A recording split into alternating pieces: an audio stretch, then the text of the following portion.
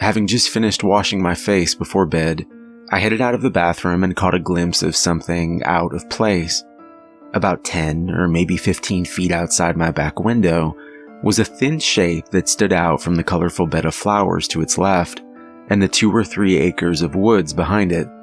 At first, my brain identified it as a shovel someone had dug into the ground and left upright. Yet there were a few problems with this that came to mind. The first was that my backyard was entirely gated, and I'd never had problems with trespassers before due to the height of the fence and the remote location where my property sat.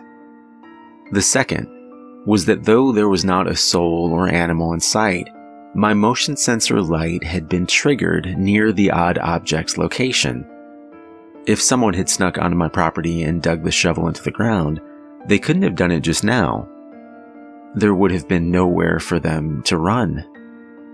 And lastly, it wasn't just a long piece of wood that resembled a shovel, not exactly at least. There was a black top hat that sat curiously at the very top of the wood. As I stared wide-eyed at the slant of the shovel-like object and the tilt of the black hat at the very top, I felt a visceral urge to vomit. I barely managed to contain it. Have you ever spoken to a dog before and seen its head slightly tilt to the side in, I assume, an attempt to figure out just what the hell it is you're saying? That's the feeling I got as I peered out the window and that black hat seemed to stare back. And then there was darkness as the outside motion sensor light turned off and the backyard was no longer in sight. Okay, that's enough, Don, I said to myself, remembering to breathe and turning back to the kitchen. Can you guess what happened next? No, probably not, unless you've encountered the same thing I did. But then again, I assume you wouldn't be able to read this if you had. As I turned my back to the darkness, the motion sensor light came back on at that very second, and I stopped breathing again. As I turned, the object came into view again, but this time it was a few feet closer, and it was different. Instead of just the hat, it wore something patchy and gray on its chest as well. Though it was almost certainly a dream, I decided to call the police anyway. But as I did, I made another mistake. I turned my back on the thing yet again. Reaching for the cell phone, I heard the glass window shatter onto the floor. I fell back against the wall immediately and turned to see the creature now inside my home, standing in the circle of sharp debris.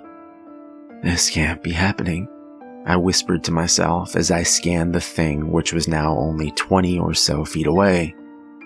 It wore a black top hat, the tattered gray clothing, and now 2 bone-thin arms had seemed to sprout inside. I dialed 911, and the last thing I remember was passing out. Later on, I was able to hear a recording and my voice saying, "It's in the house." I can't tell you much about what happened after, because I don't really remember. But I can tell you where I am now. I call it the Overlook, but I'm sure its real name is something else. Probably some nice title that does its share to conceal just what type of lunatics it contains inside. Crazies like me. You see, I'm allowed to write 1 letter a week, supervised of course, and this time I've decided to share my life story with a lot of you. Well, I suppose it's less my story than its. It is still here with me. It watches me from the corner of my room. It scurries up the walls and hangs from the ceiling. It sometimes just stands there, tilting its head towards me. Maybe it's deciding just when exactly to finish me off. There's not much left for it to devour, however, seeing how I haven't slept in weeks and continue to lose my touch on what's left of my reality. The doctors here weren't thrilled when I cut my eyelids off 3 or was it 4 days ago. It was a hell of a mess. But what else could I do? They don't understand that every time I close my eyes, it gets closer. At least this way I bought myself some time.